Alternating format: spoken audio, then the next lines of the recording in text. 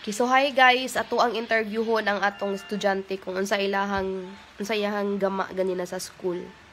Ere? Dali. Dala na yung papel be kana. Ano yung gibuhat sa school? Pakita ko be. Be? Pakita ko. Sana Jollibee. Uy, very good. So, ikaw nag-write sa imong name? Yes. Yes. Ikaw nag-write? Yes. Dayon, unsa man ninyong gibuhat?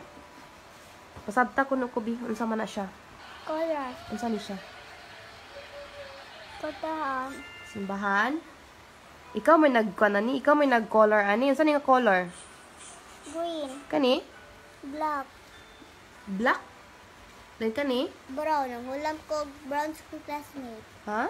Ang hulam ko brown sa kong classmate. Asa man imong color brown? Wala. Mawala. Anong giwala man nimo? Nabili na sa skulahan. Dayon, Kuha ni Angelo. ikuha ni Angela, kinsa man si Angela? Angela Angel. Angelo. Ay Angelo. Sige lang, brown naman kay gikuha. Nanghulam na lang. Asa man ka nang hulam og color brown? Sophia. Ni Sophia. So, very good ka, no? Nakiklase ugma, wala? Nakiklase ugma? Sa ingon ni ma'am?